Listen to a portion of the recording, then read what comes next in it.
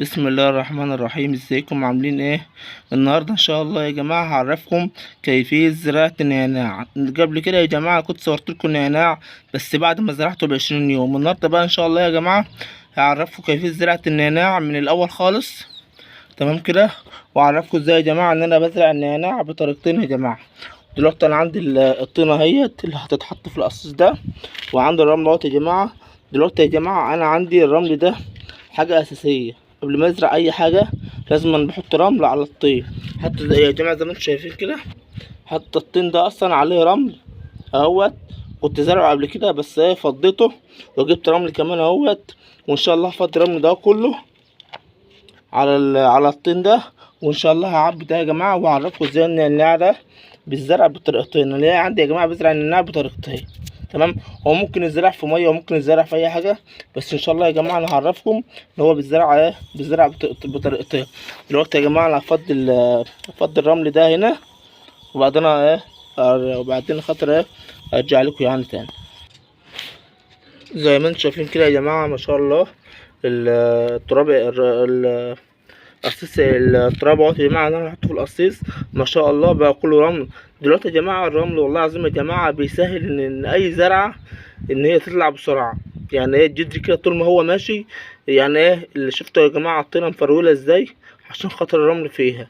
فبالتالي بتلاقي الزرع ماشي بسهوله جدا، وتلاقي الزرع ايه مطلع كده ايه نبات صغير ما شاء الله، ويطلع بسرعه يعني ويطرح بسرعه. دلوقتي يا جماعه انا هفضيه في القصيص اهوت يا جماعه، وانا معاكم يا جماعه اهوت خطوه بخطوه. معلش يا جماعه عشان بس انا اللي بصور محدش بيصورني اهوت. هفضيه بس في القصيص يا جماعه وارجع لكم تاني. زي ما انتم شايفين كده يا جماعه اهوت، انا مليت القصيص وسبت بس يعني ايه يدوبك حبه فوق كده بس عشان خاطر ايه ازرع النعناع واحط عليه الايه شويه التراب الباقيين دولت. ودوت يا جماعه النعناع اهو. دلوقتي يا جماعه في ناس ممكن ايه تحط النعناع وتحط عليه شويه تردم عليه يعني عشان خاطر تغطيه وبعدين تسقي. لا يا جماعه انا ما بعملش كده. انا عندي يا جماعه طريقه تانية خالص بعملها وما شاء الله يعني بتنجح معايا. ما بروح ارضنا ولا حاجه بزرع هناك بصراحه يا جماعه بتنفع معايا، وبروح البيت التاني يعني. انا بعمل ايه يا جماعه؟ بسقي الاول القصيص ده واسيبه مثلا واسيبه مثلا ربع ساعه ولا مثلا 10 دقايق لحد مثلا ايه ما الطينه تخمر وتبقى كويسه كده، وبعدين بزرع الزرعه بتاعتي اهوت يا جماعه.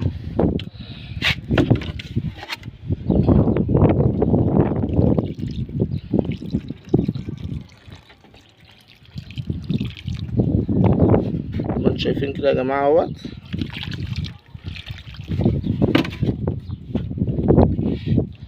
اسيبها كده مثلا يا جماعه 10 دقايق ولا مثلا يعني ربع ساعه تخمر بس الارضيه من تحت ايه تاخد كلها ميه اهيت يا جماعه كمان.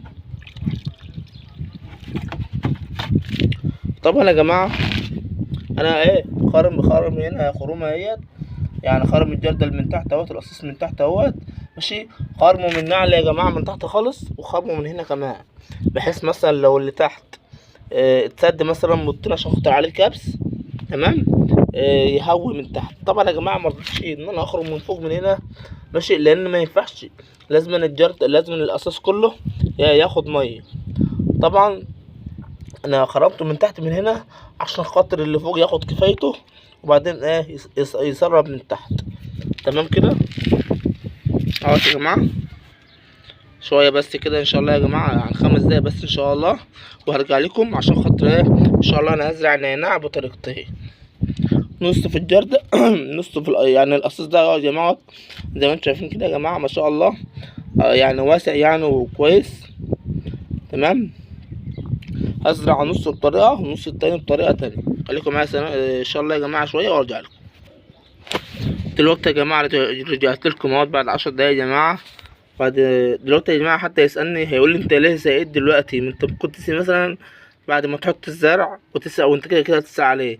دلوقتي يا جماعه لو حطيت الزرع وسقيت عليه ماشي، هبقى محذر في الميه شويه عشان خاطر ايه مش هحط مثلا بدفعه ميه كده عشان عشان خاطر الزرع مثلا او الرمله او الطين يعني ما ايه المية يعني ما تبوظهوش وتيجي على الزرع يعني وكده، فالزرع يبان. دلوقتي يا جماعة انا عايز الارضية كلها المية توصل لحد الارض، تمام كده، بحيث لما احط شوية مية فوق بعد الزرع يعني ما يتزرع، تمام، يعني ايه الطين كله يكون شرب، الارض تكون خمرانة يعني. دلوقتي يا جماعة انا ايه هزرع قدامكم هعرفكم الطريقتين اللي انا عايز اعملها قدامكم. اول حاجة يا جماعة الزرع كله اهوت طلعه برا.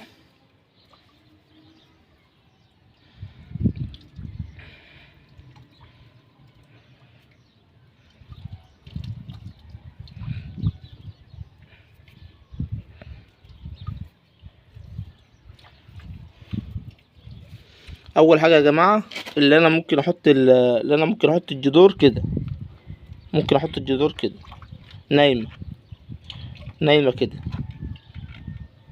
نايمة كده اهو، تمام. وديت يا جماعة الطريقة اللي معظم الناس بتعملها اهي، اهوت يا جماعة.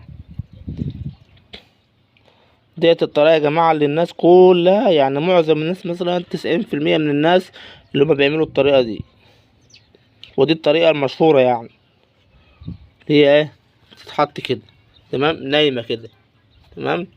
والطريقة التانية يا جماعة اللي انا عايز اعملها قدامكم، اللي انا يا جماعة يعني شفت الشرشوبة ديت يا جماعة، انا ممكن اعملها كده برضو عادي واخلي كله نايم كده كده اهو، لا بس انا عايز اعمل يا جماعة طريقة جديدة وايه، واخلي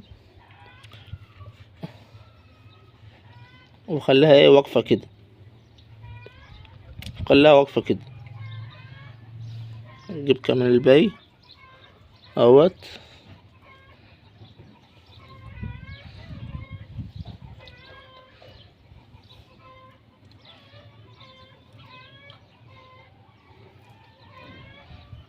ونجيب ده كمان اخر واحدة.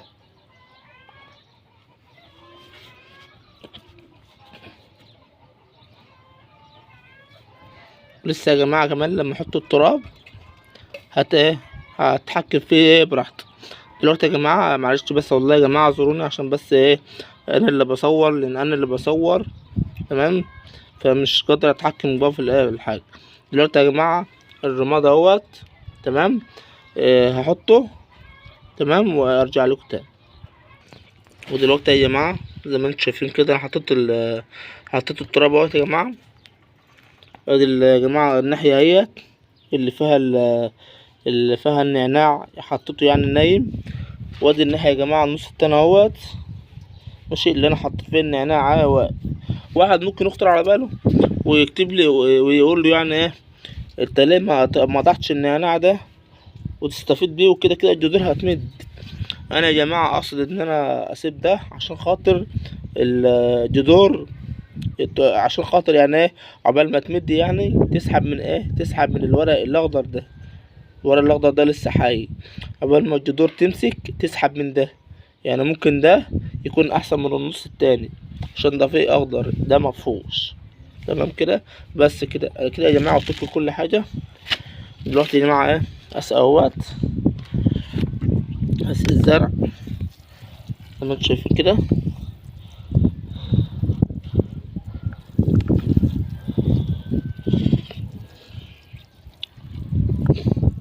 كده يا جماعه انا كده ضامن 100% ان كده القصاص كله انطلع ميه، لان انا اصلا قبل ما اسقي دلوقتي كنت ساقي مره قدامكم والقصاص من تحت كله ميه فشارب كويس.